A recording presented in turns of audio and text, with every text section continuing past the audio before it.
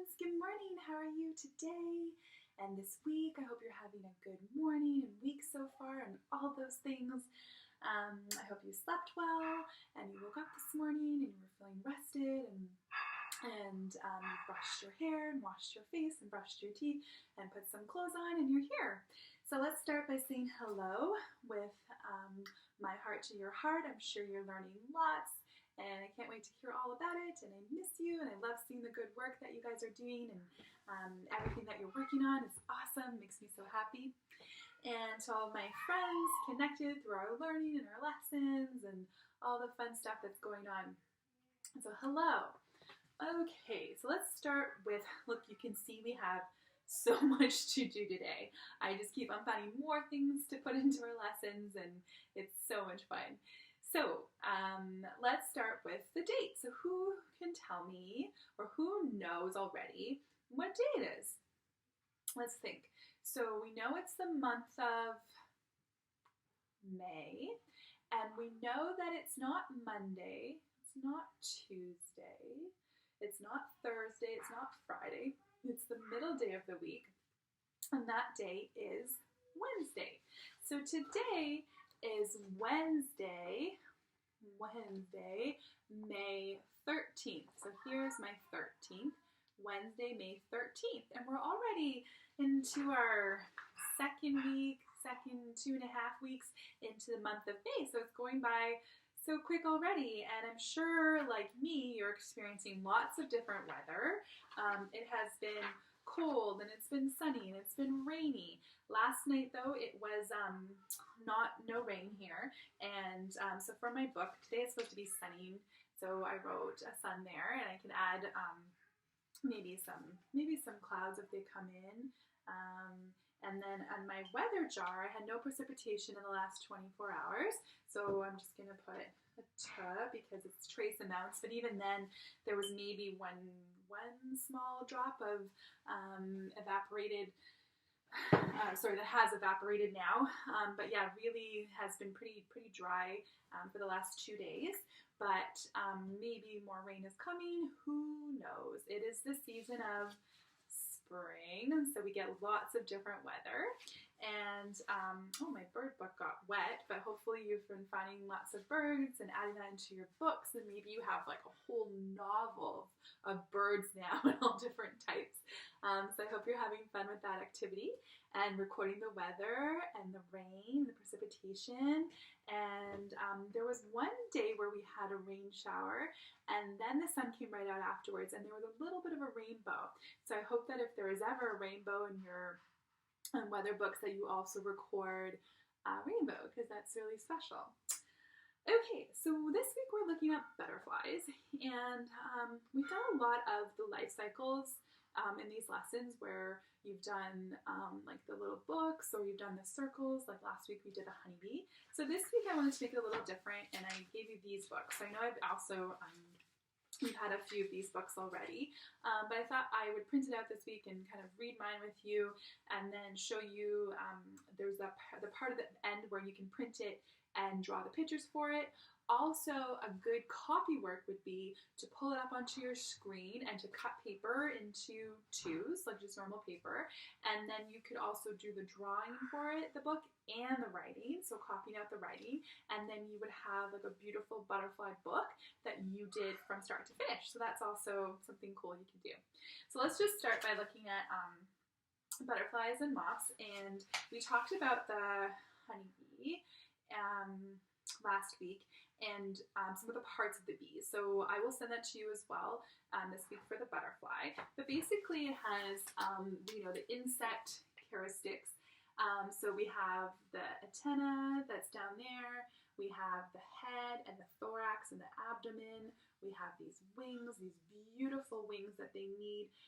They need such big wings, most of them, because they have to make long journeys, lots of flying, and their migration, like the monarchs migrate all the way down south and come back, so they have these big wings to help them make that journey. Also, you can see here this like black tongue-like tube, which is the proboscis, and it's probing into the flower to get nectar. And then they have their feet and their legs to hold on to the material that they're gathering food from. So that is the butterfly. And then here we have, I was saying here that there are over 170,000 species of butterflies and moths, and that out of the 170,000 species, which is it's an incredible amount of species, 90% are moths. So there's way more moths than butterflies, and it can be difficult to tell a moth from a butterfly. Most butterflies fly during the day, and most moths fly at night. So that's really an interesting fact. And the moth, their antennas range from single strands to feathery branches, where butterflies have more clubbed antennas. So, and that's like the antenna that we see, on the monarch. And I know, most of you were in the class last year. We had our butterflies that we had in the classroom, and they came out of their chrysalis, and that was really special. And then we let them go. So we really got to see their metamorphosis. And I hope that you see some of it in nature this year. Hopefully you see some caterpillars, and maybe you'll even get to see some chrysalises that are in nature that are just happening to be near where you live. And then here I just wanted to show you this beautiful page of all the different types of moths and butterflies. And these here are interesting. So this is one of the smallest butterflies. It's called the small copper, and it's the size of about 1 inch. So that's like the size of my fingernail. So that's how small it is. So tiny. So I don't even know if you saw it flying, if you would even know that that was a little tiny butterfly. And then here is one of the bigger butterflies in the world. I think it says in this book it's the biggest, but I'm not sure if maybe they've found other species that are bigger. But it's called the Queen Alexandra's birdwing, and it says that it is 28 centimeters long, or 11 inches. So that's pretty big. That's like, that's pretty big. It's like that big ruler that I usually have, almost the size of that. So yeah, and then this one here you can see with the eye pattern on it. So that would be cool to scare off predators and for good camouflage. So yeah, so that's just some interesting moths and butterflies, and I hope you get to see some in nature. All right, so for the butterfly book, if I would read it with you, and then yeah, you can read it yourselves and work on the pictures, work on the writing. So the butterfly, and that is what type of butterfly is on there? Yeah, the monarch. Okay. So it says, the butterfly lays eggs on a leaf, caterpillars hatch from the eggs. So here you see the little eggs and the little caterpillars that have come out of the eggs. And you can already see there's holes in the leaf because the caterpillars eat the leaves and grow bigger. The caterpillars will hang from a leaf or a branch. So already you can see the caterpillar's gotten so much bigger, and it gets kind of like hairy, and we've seen them in the class where they kind of get like really, really big, and they shed their skins a few times, and as they expand inside, and then they grow out of it, and then they shed it, and then they grow some more. So they really get quite big from that egg stage into these big hairy caterpillars. And then the caterpillar's skin splits, and there's a chrysalis left. Inside the chrysalis is a butterfly growing. So that's a monarch chrysalis, and we had one of these last year on Sloan's play structure, and it was exactly that color. It was huge, it was beautiful, and we just let it be. We didn't want to touch it because we know that the part that sticks it to the stick is very fragile, so you just want it to be careful, because when the butterfly emerges, it needs lots of space and ability to get those wings uncrumpled and to dry off. So the butterfly comes out of the chrysalis, the butterfly opens its wings to let them dry. So we've all noticed this, that the butterflies really need to dry those wings so they don't crumple. If they're wet and they stay stuck together, then the wings won't dry properly and won't be able to fly. So that's not very good for its survival. So we definitely need lots of space, and you can see it there emerging from its chrysalis. And then the butterfly flies around. It drinks up tree sap, pollen, and nectar from the flowers. So there we go. And there's one on a flower getting some nectar. And a beautiful monarch. So there's lots of flowers that you can plant that draw butterflies to your area. And if you go online, you can see which even flowers, and some people even make butterfly gardens, and so they plant all these different flowers that just butterflies enjoy, and so that's a cool way of getting butterflies to come to your property. And like I said, the monarch has these big, beautiful, strong wings with all the veins in them and all the colors, and that's really so that they can camouflage well, but also so they can make their big journey south, and then they come back to lay their eggs in the spring. So I hope you have fun kind of working on the life cycle that way and drawing some pictures and exploring the life cycle of the butterfly. Okay, so we're going to start with some language. So for our language, we have 2 activities, and we're going to start with our phonogram mats. Okay, so last week we did 2 phonograms that were at the end of the word, and this week we have 2 phonograms and they're at the beginning of the words, and one of them is the same phonograms, the t and the h. And I'm just going to move this over, make enough room. Okay, so we have the w and the h together, which is the w sound. And then we have the ch and the h together, which you probably know by now is a th sound, like Theo. And we have 2 Theos in our classroom, or Thursday, th, ch and a h. So let's look at our pictures and figure out where they go.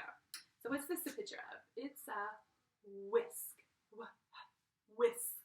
So the whisk goes under the w and the h, whisk.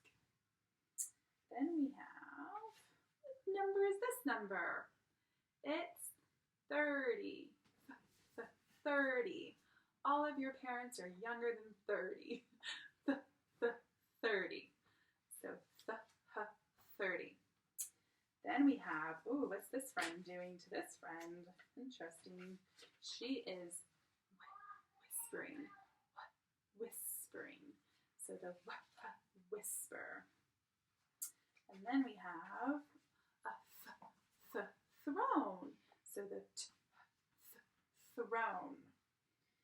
Then we have, ooh, a whale. Whale.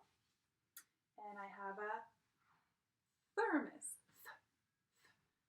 Thermos. Then I have a wheel. Wheel. And I have a thinking. I thought, yeah, I was wondering what that was for a second. The thinking. He's thinking up a question. Thinking. And then you guys each have one more to do on yours. So again, if you're able, you should label it. And you're really got a bunch of these sorting mats now, so maybe you've glued them on and you can refer to them when you're looking at your phonograms. Yeah, so I think that's great work, guys. All right. Okay, so the other language thing that we're doing this week is looking at masculine and feminine words. So this is just another way of categorizing and classifying words. So we've done this a few ways now. We've done, what have we done? We did some grammar. So we did like the noun and the verb and the adjective. We also did compound words. We did homonyms. Some of you did synonyms. We did antonyms. Oh, I don't think we did homonyms. We did antonyms and we did synonyms. And so now we're going to look at the masculine and the feminine. So there's some words that when you say them, they are masculine, and when you say them, they are feminine, and they just refer to that part of language, basically. So when we're doing this work in class, and when we divide them up, when we figure out what category they go into, for feminine, we do a f, and then put that up there, and then for masculine, we did a m, okay? So just like a really easy one is that a boy would be masculine, and a girl would be feminine. Okay, so if I had those 2 words, the girl would go under the f for feminine, and the boy would go under m for masculine. Okay, so I'm going to send this home for you, and you can print it out, and you can do as many pairs as you want. You could put a big f and a m on a big piece of paper, and then just sort them all, like mix them all up, and then sort them underneath, whatever you want. You could also go through a book and look for masculine words and feminine words. Yeah, so this is just one way of classifying and exploring our English language. All right, so here we go. Here's my mixture here. So I'm just going to have them all mixed up, and I'm going to pull them out, and we're going to go from there. So what word is this word? This is the word sister. So right away, sister we know is referring to a girl and two girls, or that's not true. Two girls can be sister. A sister can also be a girl who's a sister to a brother. But sister refers to a feminine woman, or feminine human. So it goes under the f for feminine, sister. Okay. All right, here's another one. Okay, so here I have the antonym of sister is brother. Yeah, so brother is masculine. So sister is feminine and brother is masculine. Okay, now I have, here, this is the example I gave at the very beginning. Oh, shoot. This says boy. Yeah, so boy, right away when we say boy, we know that it's masculine, so it's going to go here under the and then I'm going to look for the feminine counterpart is girl. So girl and boy. Okay, so when we have a duck, when we say duck, a duck is the feminine version of this species, of this animal, and the drake is the masculine. Okay, so duck is feminine and drake is masculine. All right, so those are two parts. Then I have duke. So duke is somebody that's in a royal family, and sometimes we read about them in some of our history books, but I guess they actually still exist in real life. So duke is masculine, and the feminine version of duke is duchess. And so here is the feminine. So it's not that complicated, but it felt a little bit complicated to explain. I think that when you're doing it at home, maybe your grown-ups can just choose 5 or 6 that are kind of obvious, and then as you explore more with it, you can figure out if they're feminine or masculine, and you'll kind of learn different parts of language and maybe learn different things about animals and different names for things, which is the whole point of classification exercises. We're kind of growing our brains in a different way, which is always important and fun. Okay, so that's your feminine and masculine. I hope you have a fun time with those. Okay, moving on to math. So, this week in math, we are looking at fractions. And I just chose fractions to keep it, I chose basic fractions to start with to keep it kind of simple, and then to kind of work up from there. So this is what I did with mine. I wrote 5 different fractions, and then I have the what the fraction looks like kind of drawn out here. So what we're going to do is we're going to look at them, and then we're going to talk about them, and then we're going to match them to what they look like when you write out the fraction. Okay? Okay. So here I have a circle, and it's colored all the way in, and it's not divided at all. So this is one whole. One whole. So we're showing a full color of one object, and the way that we show that when it's written is we show it like, just a second.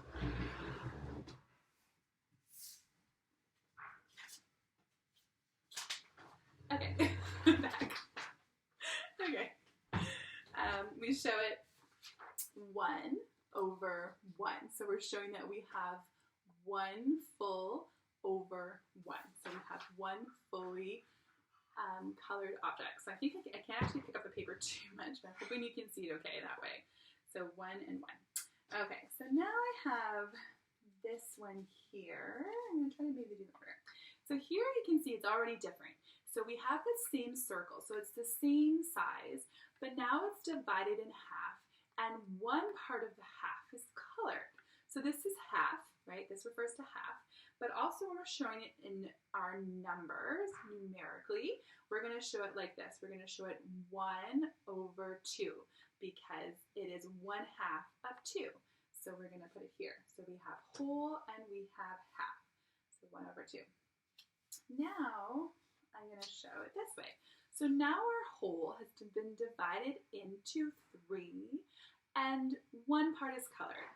So we have 1 over 3. We have a third. So here I'm looking at my thing and I'm going to look. I have 3, 1, 2, 3 parts and only 1 is colored. So here I'm going to match it to 1 over 3, that fraction, a third.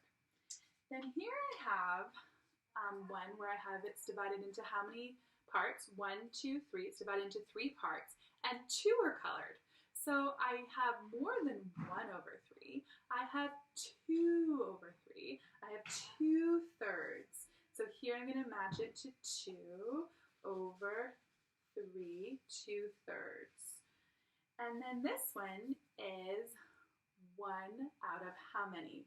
1, 2, 3, 4. So I've taken my whole, I've divided it into 4, and I have 1 colored. So this is going to be 1 over 4, 1/4, or 1/4.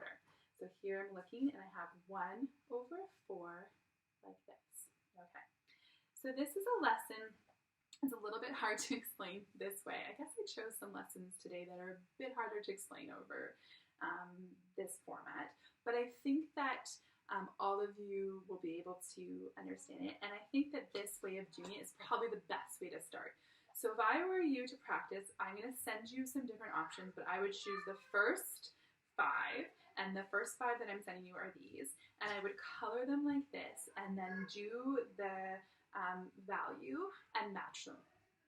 And that's where you can stay. You don't have to go past that at all. You can just work on it this way.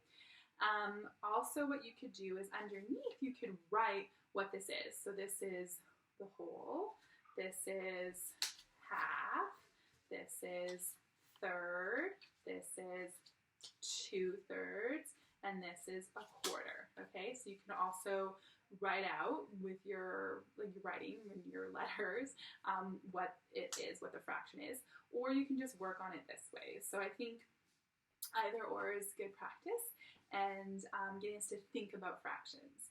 And then, of course, another fun thing you could do is could you take something like a pizza or a cake or a cupcake or something or a muffin, and you could practice cutting it in real life. So you could cut it in, if you have your whole, so you have your whole muffin, then you could practice cutting it in half. Then you could practice cutting it into a third, and then you could practice cutting it into a quarter. So you can kind of just play with fractions that way as well and explore how they look written and how they look drawn out. Okay, so I hope that's fun for you and something different to think about. And now we're going to go into our little butterfly activity. So this is my butterfly activity. And it's basically just making a butterfly with a clothespin. And I wanted to do it with, so many things that I just don't have here. So that's okay. So what I have is I have some water in my 2 little jars. And I wanted to use food coloring, but I didn't have food coloring. And I wanted to use coffee filters, but I don't have coffee filters because we use press pot here. So this is paper towel, and then I just took my markers to make color, and I just put it into the water. So I just put a little bit of water in my dish and put my marker in there, and that colors my water actually quite a bit, so that was great. And you can do this too, or maybe you have food coloring, or maybe you want to put the marker in water. And these are just washable Crayola markers. There, so they're a little bit darker. So I did green, and I did a pinky color. And then I took my paper towel and I folded it. And then what you're going to do, and this is kind of fun, to make the beautiful wings, you're going to let the one side go into one and the other. And you can even, and actually the moisture will suck upwards and the color will become more intense. So you can leave it in there maybe for a couple minutes. Or you can also like mix it. So I can put green on this side, and you can do more colors. You could add like yellows and blues. And so then you kind of have your dyed paper, and then you want to let it dry. So I'm just going to let it dry right here. And then once it's dry, you can just take your clothespin and put it onto your paper towel. And you can even add more color, like I do cut edges in here that dried, you can add more color. And then I just cut out this little body where I kind of did a head and a little bit of a thorax and abdomen. And you can add more detail in it. You can put the eyes, you can put the proboscis, you can pick the antennas, the legs, everything. And then you have a butterfly to play with. And we have this little poem, and it's kind of fun. So maybe you can make your butterfly and then do the little poem. So this one goes, butterfly, butterfly, flutter around. Butterfly, butterfly, touch the ground.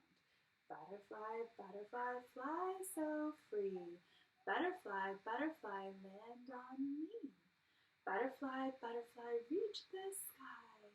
Butterfly, butterfly, say goodbye. There you go. So you could play like that with your butterfly, or you could make a few of them and have them fly outside to some flowers, whatever you would like. All right, and our last activity is tying a bow or practicing tying.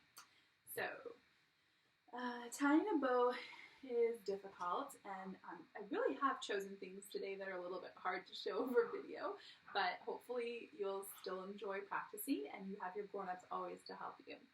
So the best way to practice tying, it's hard to start with it on a shoe or on pants or a sweater because it's smaller, and it's also the physical properties of it can be kind of weak or hard. You know, it's not always even. So what I like to do is to take a ribbon and a book. And so I chose one of my books, kind of heavy book, and having sort of a plain surface on the book helps because it allows the focus to be more on the ribbon. So contrasting colors, if you have ribbon or string, I like ribbon because it's a bit thicker and it's easier for me to see what I'm doing. Okay, so here we go. So the first thing you're going to do is you're going to cross over top. So that's the first part of tying a bow, is to do a very simple crossover like this. And then you're going to tie a knot. So you're going to put one over the other and tie a knot like that. So maybe that's where you need to stay. So maybe just tying a knot and having both ends out in different directions is what you need to practice first. And that's okay. We have lots of time. So you can just practice tying a knot and then untying it and then tying your knot again. And you want it like that. Okay? So tying your knot. Then what we're going to do is you're going to put one finger in it and you're going to lift up and make a loop. So you're going to make a loop on one side. You see the loop. And you're going to take your other side and you're going to practice going around your loop. Oh my gosh, it's hard for you to see in my fingers. And then up through the hole. And then a pull. Like that for your bow.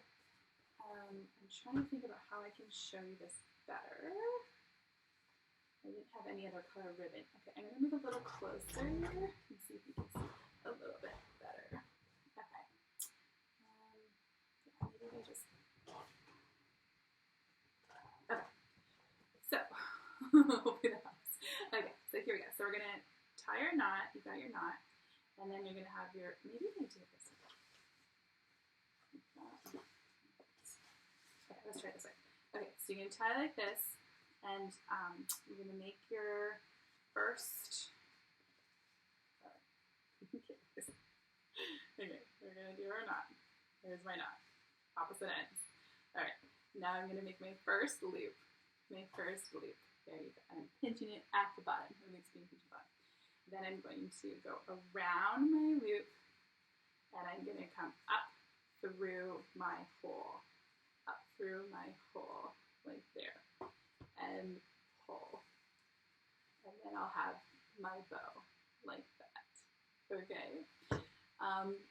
So, again, kind of hard to show you on video, but I know your grown-ups know how to tie bows, and I'm sure they can help you, and maybe having a lighter colored ribbon would help, because then you can see a little bit more, and maybe a little thinner too might be good for practicing.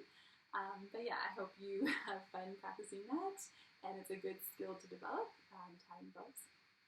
And okay, so we'll say goodbye, and then there'll be another video with a story in it, and I think a little butterfly poem. And I hope you guys enjoy finding butterflies and doing your book. It's so good.